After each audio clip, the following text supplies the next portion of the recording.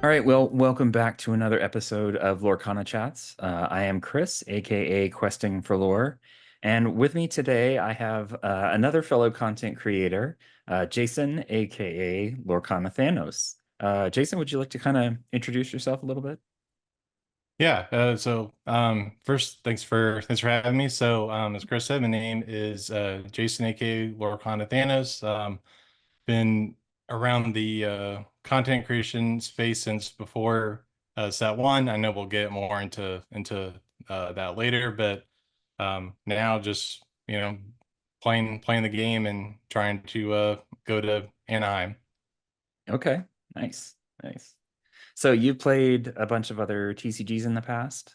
I have, yeah. What? I've What? been playing TCGs since '98 when Pokemon first came out, and then I bounced from Okay. Pokemon to Yu-Gi-Oh. Played Yu-Gi-Oh for a good bit, and then a whole bunch of especially I've realized I play a lot of IP based games, so I played a lot of different Dragon Ball games. Obviously, Yu-Gi-Oh, Pokemon, now Lorcana. And so yeah, I've been doing it for about a 25 years now, so I have a good bit Oh, of wow. competitive experience under my Okay. belt. So Yeah. yeah, That's awesome. yeah, So I'm curious, what kind of drew you to Lorcana in the first place? yeah. I was at work one day, and then I saw the announcement, and then one of my friends, who's a former co-host of mine, brought it up, and I was already thinking about doing content creation, and then it was like, well, one, I'm a Disney nerd from birth. The Jungle Book was my first movie that I ever saw, which Okay. ties into being the last film that Walt worked on, and Walt's my idol, and it's just this kind of I have TCG experience, so it's just this full circle type of thing. So Nice. yeah, it just kind Nice. of just kind of seemed like a no-brainer. And then Yeah, yeah. I'm a former cast member as well. Worked for the company for 8.5 years. So, Oh, Disney wow. is very much in my blood. So, Yeah, definitely. yeah. What did you do over there? So I worked for Disney Store for the bulk of my period, and then I worked at Epcot for a couple of years. Nice. Yeah. Nice. So I assume you're local then. Not anymore. I'm Oh, back okay. in Atlanta right now. But Oh, okay. yeah, Okay. I've lived in Florida for a good bit. So Okay. yeah, Did you go to the DLC in Atlanta? I did. Yep. Oh, okay. Yeah, You must yeah, have just like, got to meet Ryan. Yeah, yeah. When I was on Citizens, which I'm sure we'll probably talk about, I told James and Jared that off camera. I was like, I passed James like 4 or 5 times, and like I was yeah, just so yeah, locked into the event, I didn't think about like talking to him or like R&B or Zach or yeah, like Liam or anyone. Like I met Ryan, and I was focused on the event, and that was it. yeah, So, yeah, but I think in Vegas and in Seattle, I'll be more mindful about, trying to connect with other community members I want to say hi to, and not be so laser yeah. focused on the event. Trying to enjoy it a little bit more. Yeah. Are you still doing the competitor in Vegas? Oh yeah, yeah, Yeah. Okay. Yeah. yeah, Yeah, I did that too. And it was interesting. Like I'd never done a competitive event for TCG before, and so I didn't really know yeah. what to expect. And it was quite a bit more intense than I thought it was going to Yes, be that yes, it first is. Yeah, day. You yeah, add in all the melee troubles and some of the coordination yeah. stuff that was happening, and yeah, it was a little stressful. I was happy that the second day I was out, but Okay, right, yeah. to be able to do side events and even that was a little stressful trying to get Yeah. passes and everything for those. But Yeah, yeah. Once I knew I wasn't making day two, I didn't go back on Sunday, so I had to do some work stuff. So okay, yeah, okay, so I just decided, not to go back. But I heard that the side event stuff was a little overwhelming for, the first DLC. yes, So yeah. yeah. Well, unfortunately, I think they've kind of, I mean, the first time is always a little rough, right, for any Right, kind of yeah. major event. But, it's good that they've kind of listened and tried to figure out how to, help prevent some of this stuff in the future. Mm. It sounds like more of the recent ones have been going pretty well. Okay. Yep. Yeah, so we'll see. I think Yeah. we're both headed up to Seattle Yep. here in Yep. a Yeah. couple Got. months. So Yeah. nice. I opted for the attendee ticket this time. So I Okay. figured, Okay. I've got my little promos, and I'm probably not going to make it to day two anyway. So Right. Yeah. I think I'm Okay. probably good. Yeah. Would you? Oh, I'll go be ahead. competing in Vegas and Seattle. So Nice, yeah. nice. What did you play in Atlanta? Steel Song. Okay, nice. Yeah. Yeah. Yeah, it was a little frustrating not be able to play with the new set at that point, but Yeah. I get it. Yeah. It hadn't been out that long. So No. Yeah. They're trying to make it fair, for people to have time to get cards and stuff. So it's fine. yep, yep. So I'm excited for Vegas though. Get into Shimmering Skies meta. Yeah, that'll be nice. Yeah. Are you gonna do anything else while you're there, or just basically go there for the DLC? Primarily there for the event, but my wife is going as well, so we'll probably, hang out on Nice. the strip some and she'll try and pull me away so I'm not 100% Lorcana focused for 3 days or Right. whatever it ends up being. Yep, So yep. yeah. That'd be good. Yeah. And really the only reason I was able to make it to Atlanta was because I was already in town. Okay. But Yeah. I scored the attendee ticket for Seattle, and as soon as I told my wife, she was like, "So I'm going too, right?" It was like, "Yeah, of course." I mean, Right. we get in a little sightseeing, and so it's Yeah. always Yeah. nice There's to, there's there, there's definitely plenty to do down there if you've never been. So yeah, yeah. yeah. Well, cool. So you mentioned the Citizens of Lorcana podcast. Mhm. Yeah. You went to D23 as well, or were you just on there talking about it? They just had me on there talking Oh, about okay. everything. So yeah. Okay. Yeah, Yeah, I we've didn't been know we've if been you trying to set that up for a long, long time. And it yeah. just it just, happened to work out, that I was able to get on there and, talk with Jared and James. So Nice. Nice. yep. Yeah, that's a fun show. I listened to that one the other day. I talked to Jared a little while back. Oh, I forget if it was previous episode or one, two before, whatever. mhm. Um, about the D23 stuff, and Yeah. it's just like it was super exciting to sit there and watch, the Twitter stuff come by, Yeah. and all the reveals and everything. So it was fun to talk about, fun to think about the future of the game as well. So For sure. Yeah. Yeah, that's one thing I give Brian and the team credit for is they definitely have a plan. You can tell that mhm. they definitely have a plan. They wouldn't announce stuff 2 years from now unless they were confident in what they're doing. So Oh yeah, yeah. yeah, Yeah, you have to think, I mean, what set would they be on? Because if that was the Pixar announcement would be like set 11 or 12 or something. I don't know what it something would like be that. by Yeah, then. Yeah. yeah, So yeah, that's crazy to think about, the span, but right. it'll go Yeah, fast. We're already in set five. So I know, right? Yeah. yeah. But all right, so I have to ask, Mhm. why Thanos? Yeah. So just one, I've loved the character since I first read the Affinity Gauntlet graphic novel. Mm-hmm. And then of course I love Josh Brolin, so I love what they did with the character in the MCU. Yep. You know, they don't always have the best villains, but I think you look at like Thanos or Killmonger or Loki, like characters who are written where they like truly believe what they're doing is right. And then when you can look at a character and say he has a point, I think there's times when I just find that interesting. Like Thanos is like outside of like Magneto, Thanos is like my favorite Marvel villain, and so it's Nice. also just good branding. Yeah. So Oh, yeah, yeah, definitely. Very, very distinctive. And I love exactly. the accessories there. Those are awesome. Yes, yeah, yeah. I will. Oh, you can't see it in the shot, but I normally have this in the shot. Nice. So Nice. yeah, and Is yeah, I will be carrying that around at Vegas too. So nice. Nice. yeah. Is it the gauntlet that the stones light up to, or are they Yes. just Yeah. Yeah. Yeah. It nice? lights up. Yeah. Very cool. Yeah. Yeah. Well, that's cool. Well, for the people that are audio only right now, Hmm. Jason actually has, the Lorcana Thanos hat and jersey Yeah. on as Yeah. well. So very cool. Well, cool. Well, so for content creation, Hmm. I'm always really interested to hear from fellow creators kind of why they got into it, how they got into it, and all that. Yeah, sure. So, as I mentioned during the introduction, I mentioned a former co-host. So I know you said you didn't really get in until around set two with Rise of the Hmm. Floodborn. Yep. But in the lead up to set one, I was on a show with three other individuals called LorcanaChats. Hmm. And Okay. so I was on that for about 8 to 10 months.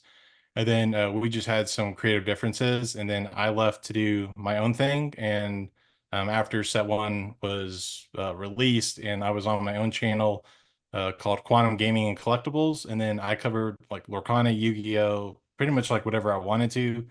Right. But as I talked about on when I was with Citizens of Lorcana, what happened was I reached burnout, and we talked about that a little bit. But Yep. I was doing too much, and I started a new job at that point in time. My wife and I had gotten a Yeah. new puppy, so I was uploading every day on top of working, on top of Oh, just no. life in Yeah. general, and it just kept stacking, and it was just more than I could keep up with because you hear a lot of other content creators talk about it, but it's very true. YouTube is very much a full-time job that you don't get paid for, Yep. Yep. especially with like, type of stuff, even, what you do, all there's editing pretty much in just about, every piece of content you see. Oh And yeah. then, there's, I schedule, have to constantly, create thumbnails, you know how it goes. But Yep.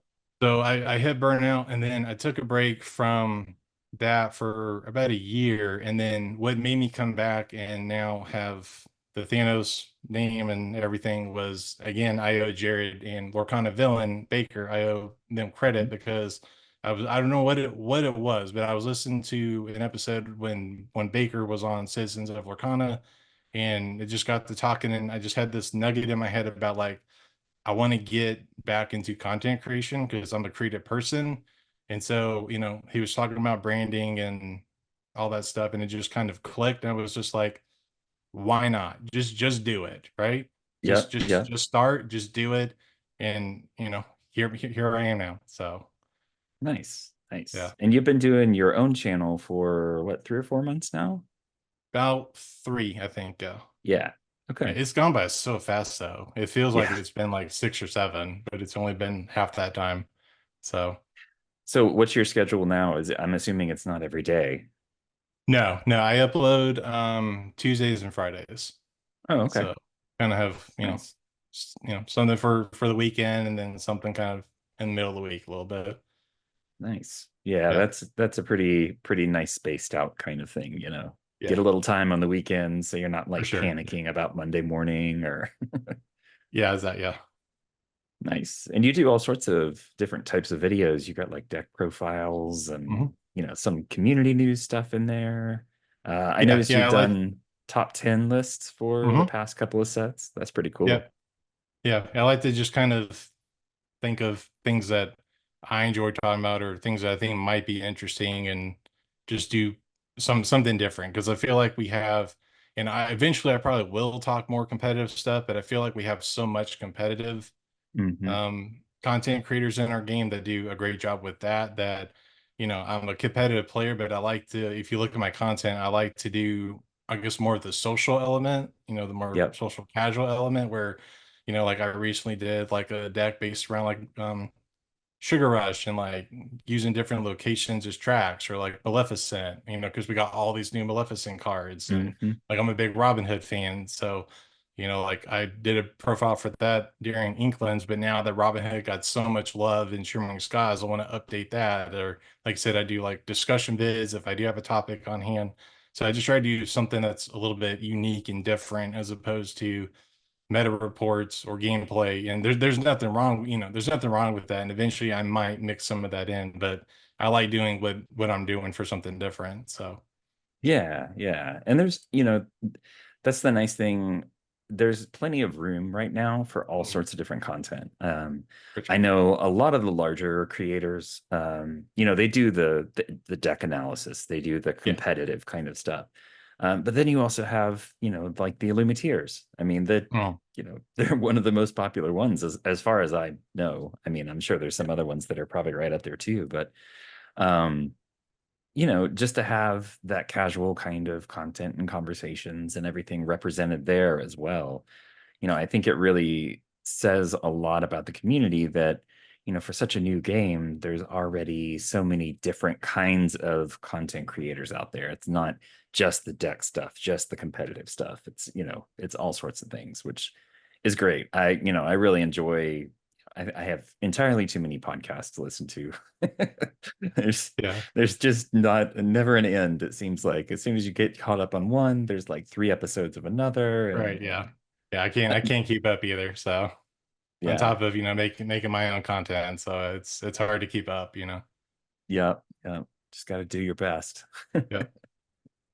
So, do you think the hardest part about it was finding that right balance for you so that you avoided, burning out again? Or what was the hardest part for you, you think? Um, in terms of like coming back to what I'm doing now. Yeah, yeah, Yeah. Yeah. It's definitely, making sure everything is, perfectly balanced to use a quote, right? yeah, yeah, Yeah, it definitely helps. That's why my videos are, on Tuesday and Friday, so that I have time on the weekend for family stuff, and then I have time during the week, at night post work to be able to work on stuff here and there, and then I'm not, stretched too thin yeah. throughout, just dealing with life and on top of testing for Vegas, which I'm doing nonstop on top of, content creation and all that fun stuff. So yeah, Nice. definitely because I'm someone who's like when I dive into something, I go head first all in. And as Hmm. that's what led to the burnout before, which is no, I just have to constantly keep going. And my wife tells me like just take a breath, like slow down, like it'll be fine. But I'm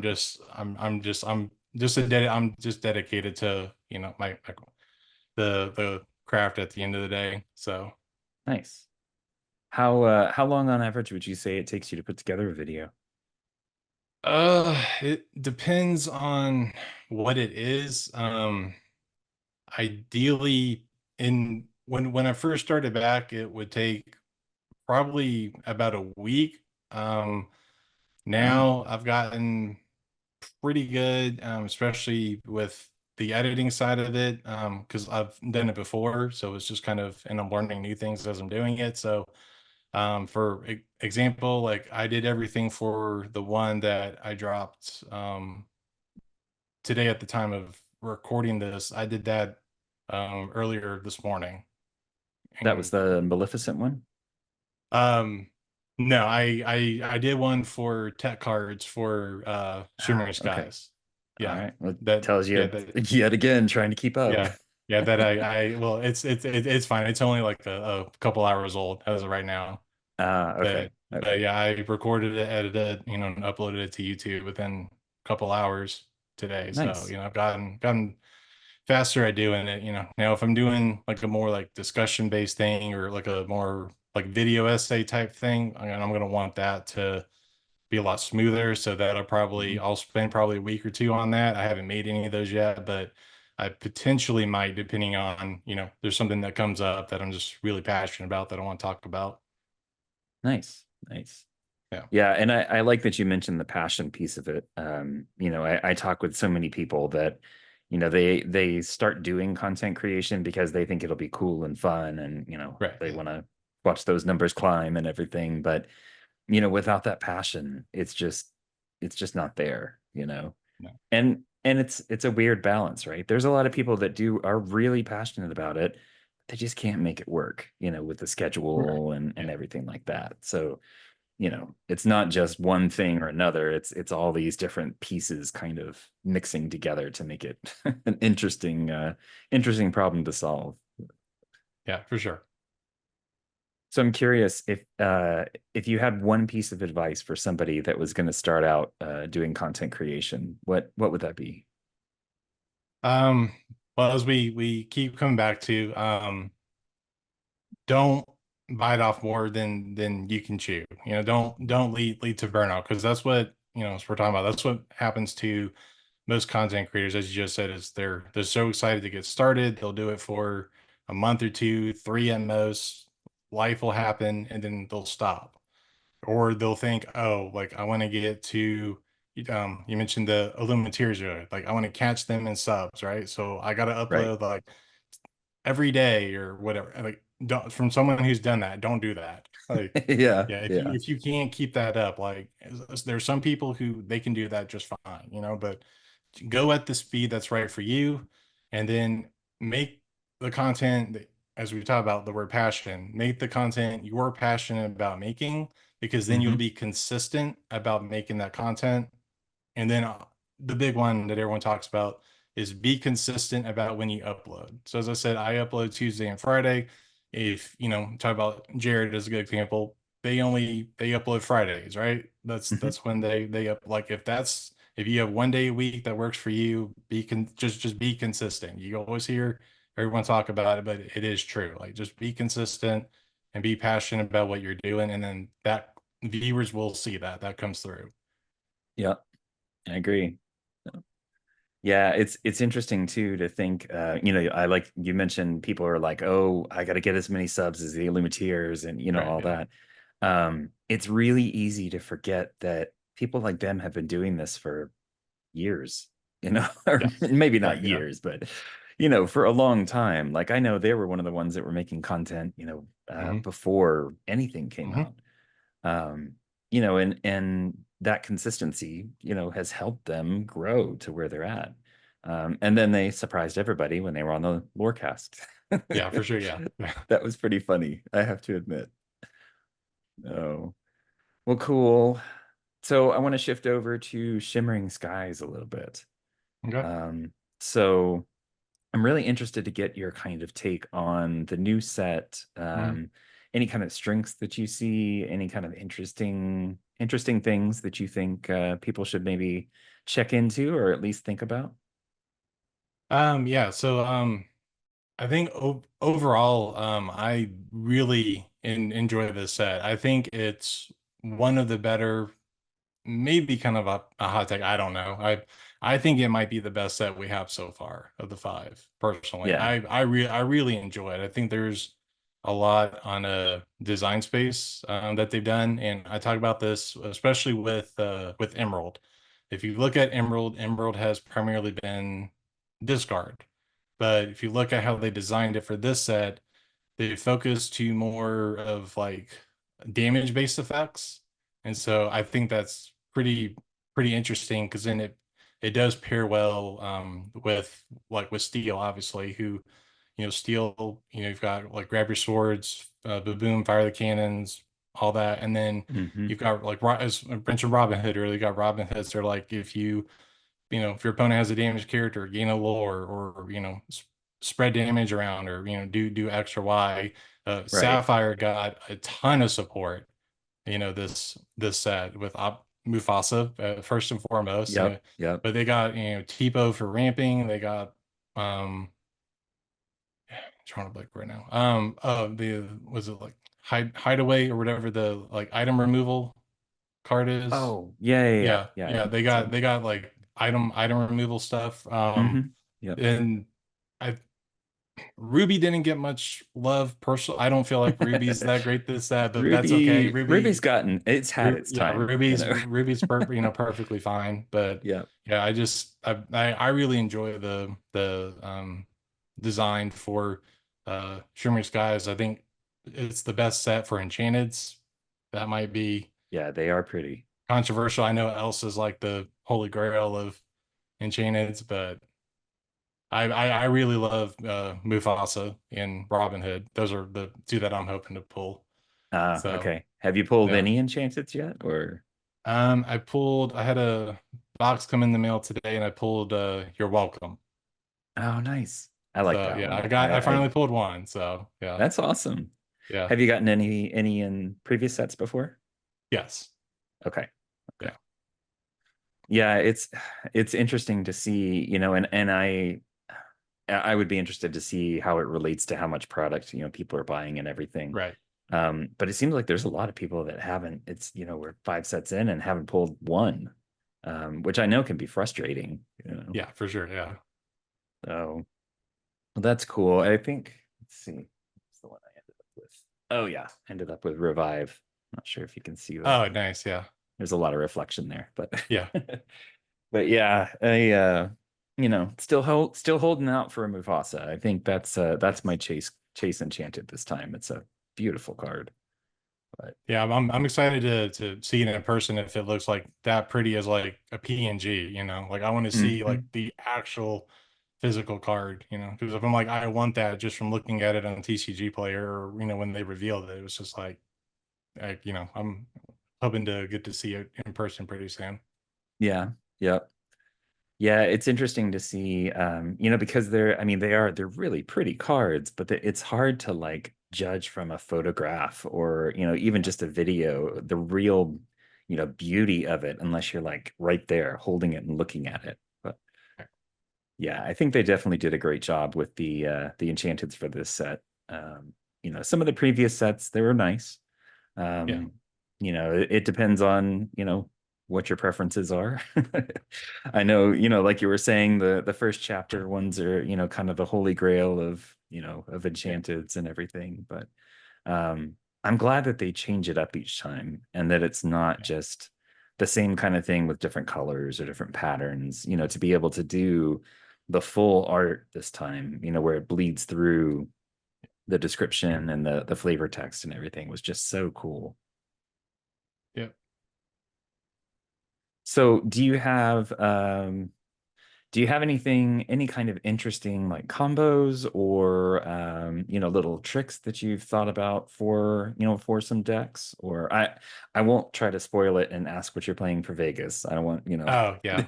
the Yeah, element of I definitely surprise there like at I least. know what I'm playing for Vegas, but yeah, obviously I'm not gonna, say I guess in terms of like cards that I'm enjoying right now, I'm really liking Prince John's Mirror.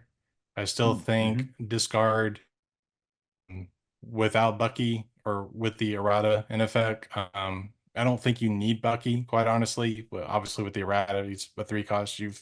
Three is pretty congested with Diablo and Prince John and Ursula Mm-hmm. and all that. So you're probably not going to play them. But I personally enjoy Prince John's Mirror. And then I'm Pete, games referee. I'm a big fan of that card. Right.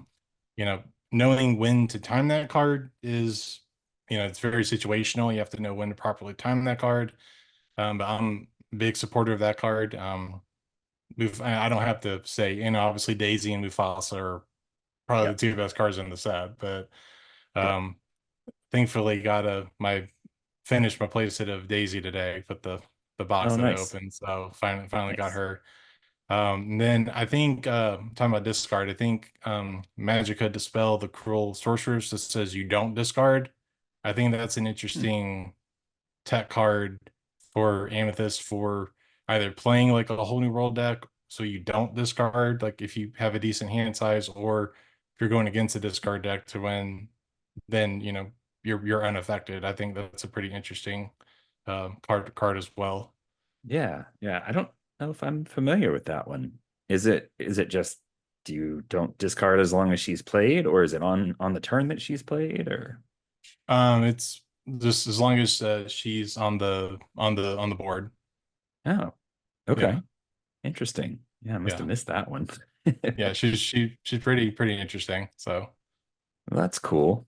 That's cool. Um, yeah, it's really cool to see, especially with, Toronto just happening yeah, and just people sharing decks in general, just to see how diverse the meta has gotten.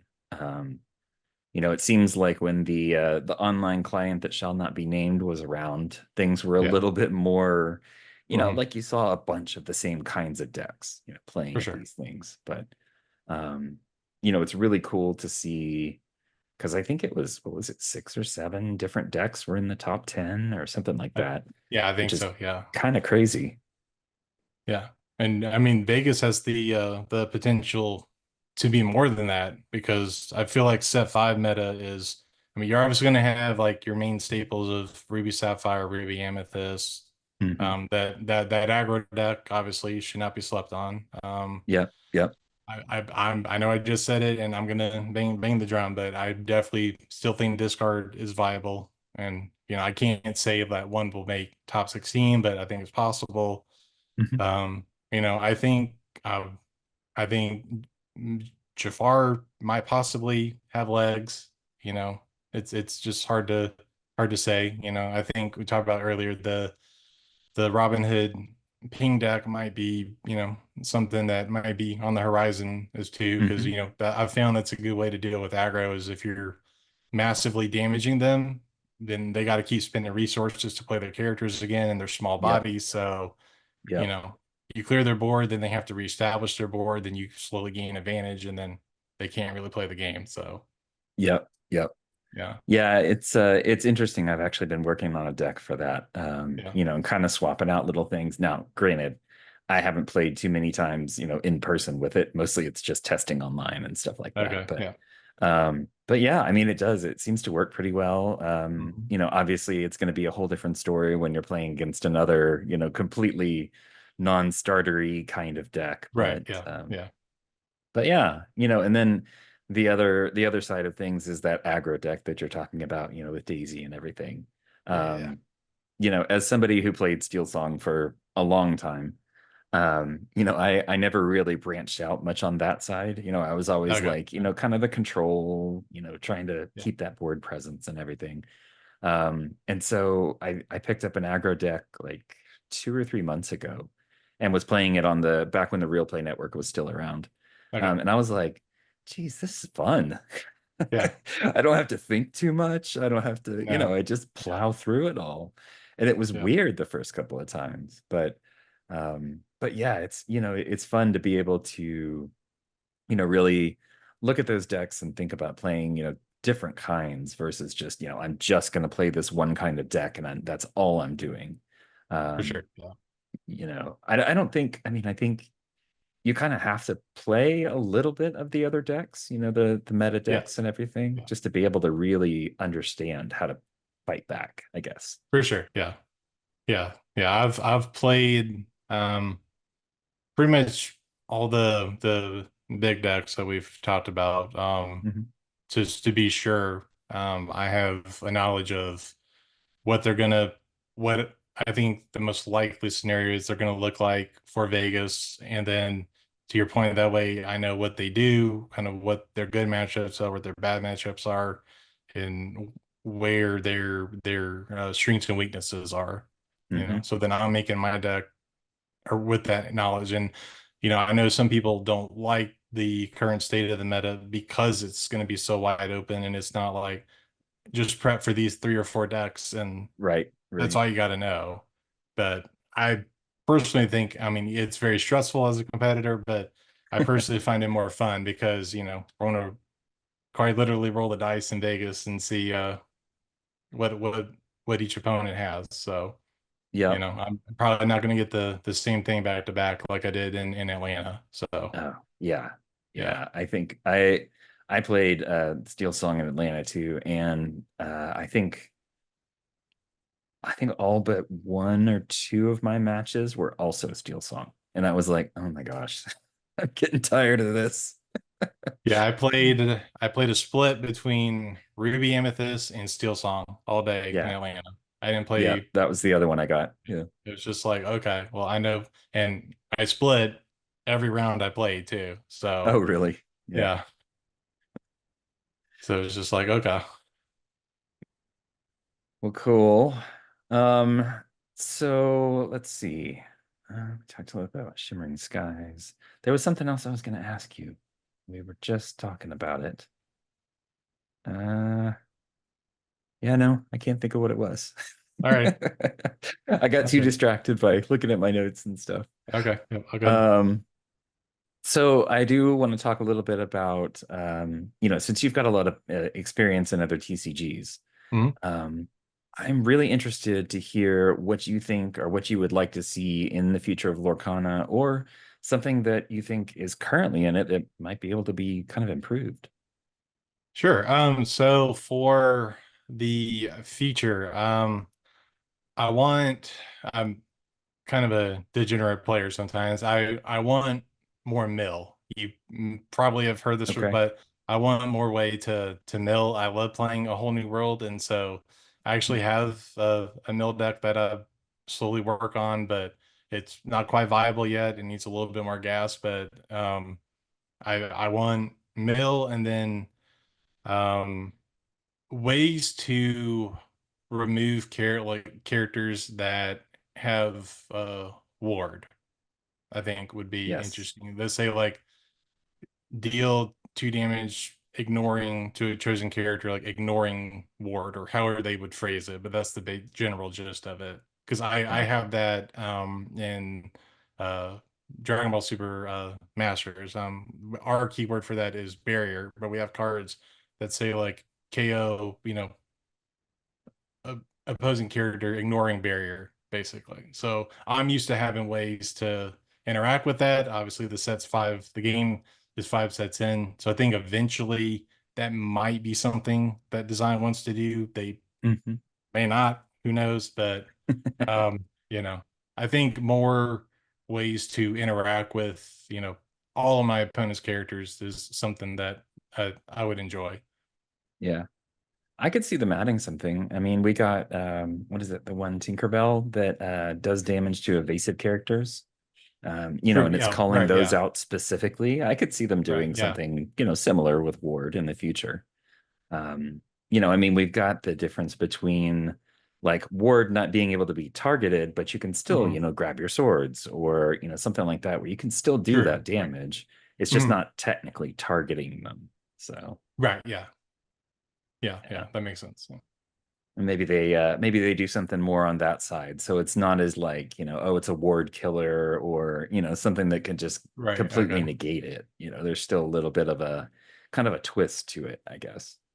Sure. Yeah. Yeah. That'd be fine too. Yeah. But just some way to interact, I think, with Ward would be Hmm. interesting. And then since they announced Black Cauldron, I'm Yep. interested to see if the Horn King is going to have some kind of way to play characters back from your discard pile as Okay. like a like a re-summoning like type mechanic type Hmm. situation. I think that'd be kind of interesting.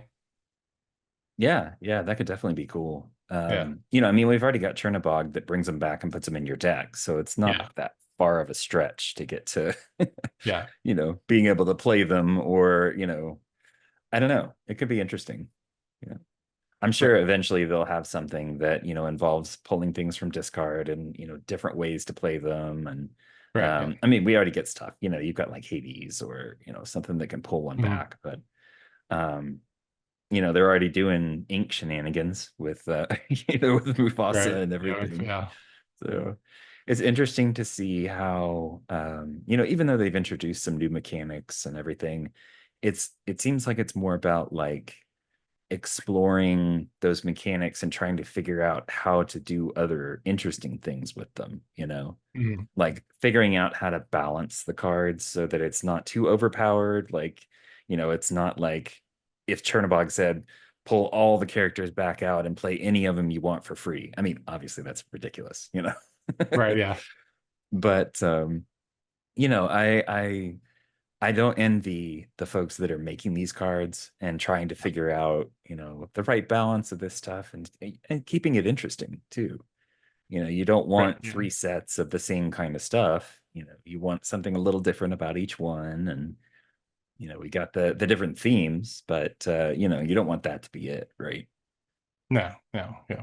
I think they're doing like you said, a good job of kind of balancing and not making any. I don't think anything, you know, outside of potentially Bucky. Like I don't think the Bucky Hmm. Diablo combo. I don't think there's been anything that's been overly oppressive so far in the Yeah. game. So I'm sure it's bound to happen at some point, Hmm. but for now, I think they've done a decent job of having enough oversight on their game to, because I'm honestly impressed 5 sets in, we don't have a ban list yet to Yeah, yeah, it touch on is. that topic. Like, It's I thought surprising, for yeah. sure there were cards, or even they were going to limit them to like one or two, or Mm. something along those lines, and they still haven't touched anything. Because everyone's favorite comment on the X machine is dies a Medusa, right? So Yep, I thought yep. maybe she might get hit.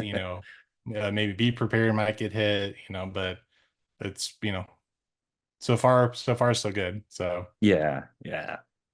Well, and it's interesting to see, each set, it seems like there's at least a couple of cards that are like that. Everybody's like, oh, mhm, there's, when Be Prepared came in, everybody was like, there is no way that we can take care of this, nothing we can do. It just wipes the board. It's right. ridiculous. And Yeah, but then people start kind of working around it. They're like, okay, we know it's coming.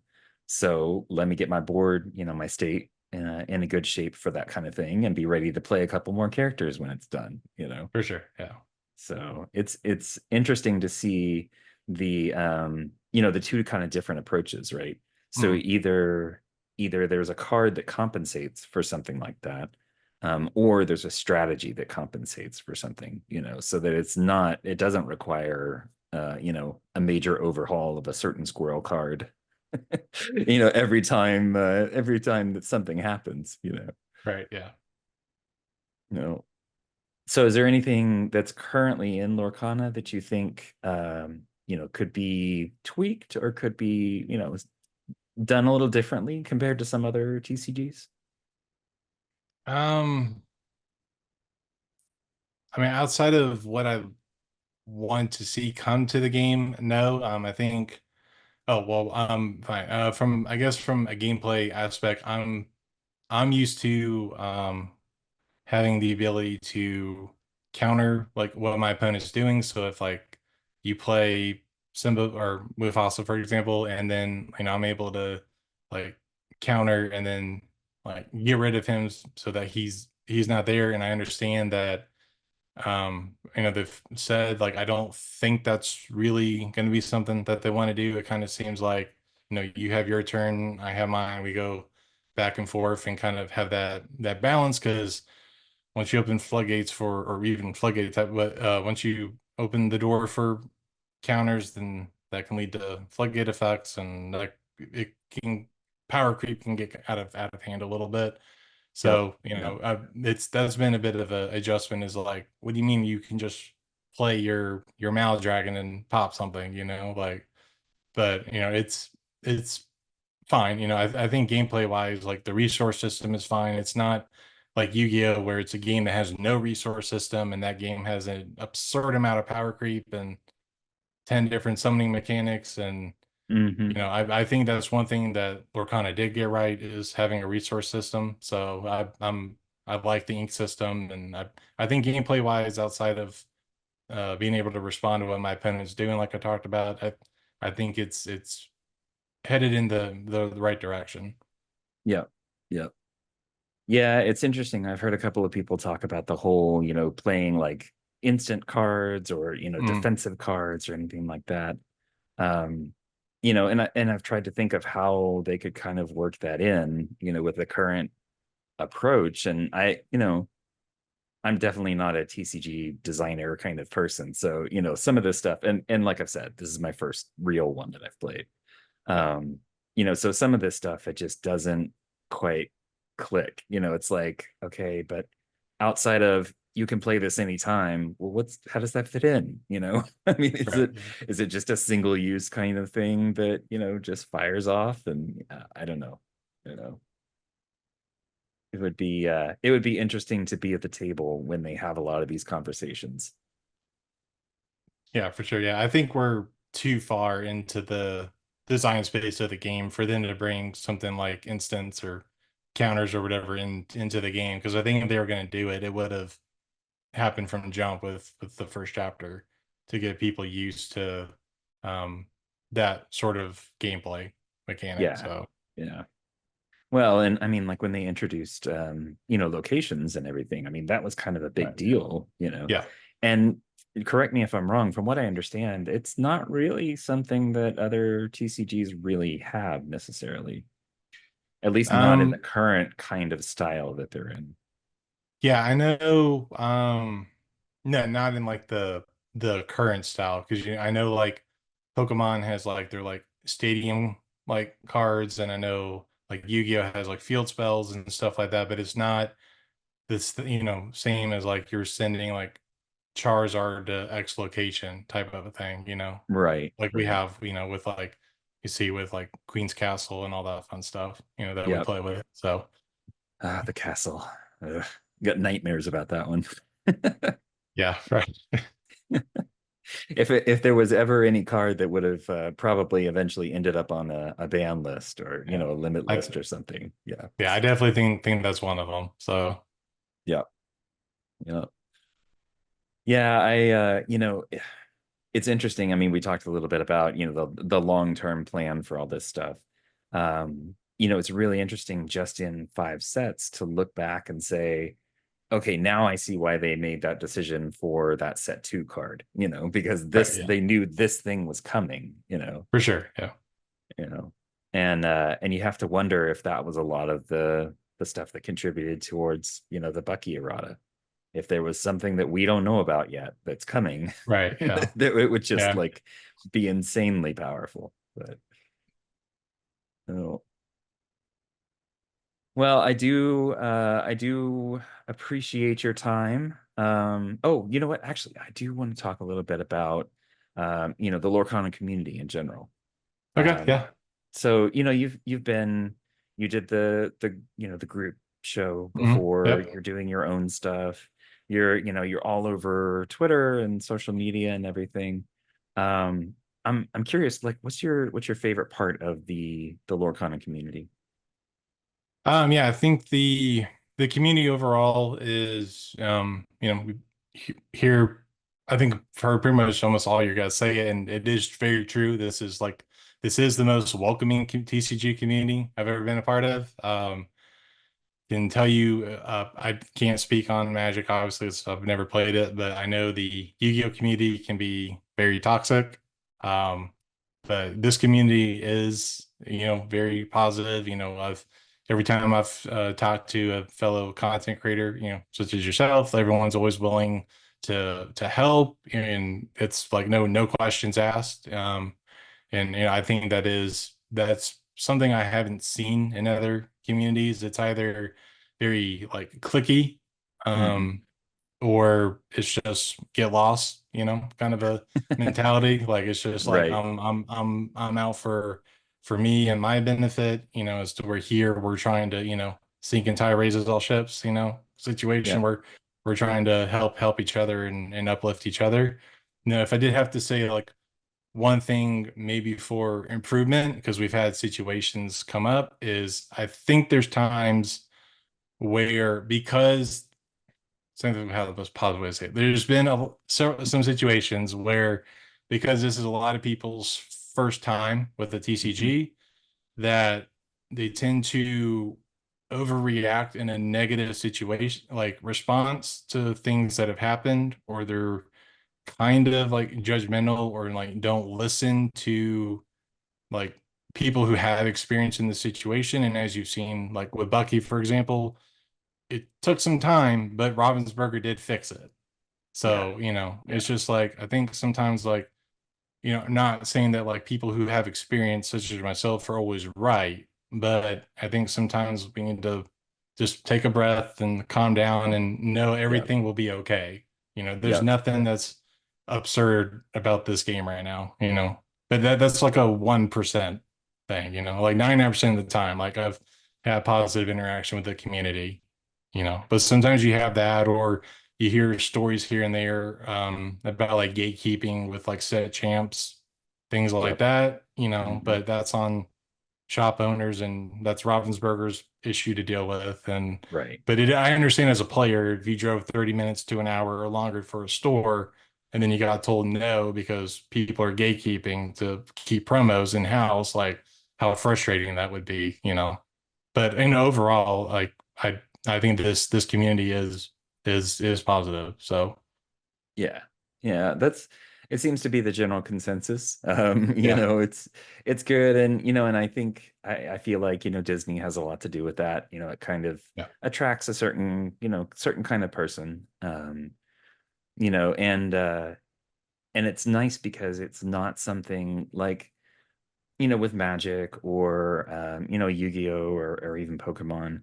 They kind of have their audiences already, right? right, yeah, And it's a certain kind of entertainment, that it kind of fits into. And even Magic, that you look at the cards and everything, and for someone just wanting to, play a, kind of a casual kind of game or something, looking at the wall of text on those cards and some of the, I mean, the art is beautiful. right. Don't get me wrong. But it's definitely not for everyone. No, no, yeah, And I think the kind of the universal appeal that Disney has to a lot of different groups, a lot of people, is really interesting to see that kind of translating into the game as well. You get all age ranges, people from all backgrounds, yeah, all different kind of groups, all coming together and just because they enjoy playing the game and they like Disney and they they like TCGs. It's like this perfect kind of match. So, yeah. but And to, go off what you're saying, like obviously with my, background, my wife has heard me yap about various different TCGs and I've tried teaching her and she's never like been interested. Like she gave it an honest yeah, try, it just wasn't for her. This is the only game that she has like an active interest in. And I know you've probably heard that a nice. lot too. But Yep. like we like open product together, we play together, our schedules don't quite allow us to go to league yet. We're, working on that, but eventually we're going to go to league. Mhm. She's going to Seattle with me for attendee. So, and this will be, that way she can see what the DLC is and we can do that together, because typically I'm Nice. at these type of events by myself or, maybe like with some friends if it's a different game that I play, but like I said, it's a good way to bring different people to together, you know. Yep. Yep, definitely. And I hope, I mean, it seems like, folks are really trying to keep it that way, so that it's Yeah, not, trying to keep as much of the toxicity out. There's always going to be yeah, some, in every right, yeah, community. It's yeah, just when you have people involved, that happens, right? yeah, Oh, but and to have Ravensburger support that as well. They're not just like this faceless company that they put out the cards no, and they actually care, which is cool. yes, yeah, and I also appreciate the transparency that they give us too when they're Hmm. able to, because there's a lot of games that don't do that, so it's just like buy our new product or here's your ban list, and then they just go away, Yeah, you know. yeah, So I appreciate that, you know, Rochelle and everyone involved is very, out there about here's what's going on, here's why, so yep, definitely. All right, well, thank you, sir, for sitting down with me and taking some time to chat. I really appreciate it. Enjoyed our conversation. yep, yeah, Um, yeah, this was a good time. So yeah. So I'm going to end with the same three questions I asked everyone. alrighty. So favorite ink and card right now? So favorite ink is Steel, and Okay. my favorite card is Robin Hood, Champion of Sherwood. Nice. Nice. So A classic. yes, yeah, I love that card. So Yep. Yep. Yeah, the Robin Hood deck that I mentioned earlier, I posted it and somebody was like, "Well, no champion of Sherwood," and I was like, "I tried it. I didn't really need it." I mean, yeah, it would work okay, but it wasn't what I was shooting for. right, But yeah, yeah, that has been a great solid card for so long. It's been so yeah. nice to have. So, all right, well, cool. Next up, favorite Disney movie and why? So yeah, I've been thinking about, because obviously I'm a 80s 90s kid, so I grew up in the Renaissance and I love Aladdin, but and I've been begging Ryan for Mr. Toad. I'm a big fan of Mr. Right. Toad, but just mentioned him. It's Robin Hood. I've always been attracted to kind of like Ryan loves Sword in the Stone, like the films that don't get all the like mass appeal, So, Hmm. and obviously, like I love Aladdin and Beauty and the Beast and Mermaid and Lion King and all that, but Right. I don't know. I think also talked about earlier with Jungle Book being my first movie. I think part of the reason too, like why I love that film like so much is because of Phil Harris is the voice of Baloo and Hmm. Little John. Yeah. So I think maybe I just have like that emotional like attachment, but I do enjoy Robin Hood as a film, anyway. Nice. So yeah, Nice. That's awesome. It's a good one. yeah, Again, another classic. for sure, yeah. Yeah. All right. Well, tell people where they can find you and your great content. Yeah, so primarily on YouTube, just type in Lorcana Thanos, and then on the artist formerly known as Twitter on X, just at Lorcana Thanos, and upload what's that every Tuesday and Friday. Nice. Nice. Awesome. Well, thank you for all the work that you put in on your content. I appreciate it. It's great stuff. I've been enjoying it. I only kind of recently discovered it, so Okay, it's yeah, uh it's always nice to find new content out there. Um, that's not the usual, deck analysis and yeah, that's all okay, that kind of stuff. But okay. Yeah, well, um, yeah, but thank you. yeah, thanks for your hard work, and I look forward to more of it in the future. And yeah, I'll see you around the community. Yep. All right. Bye, everybody.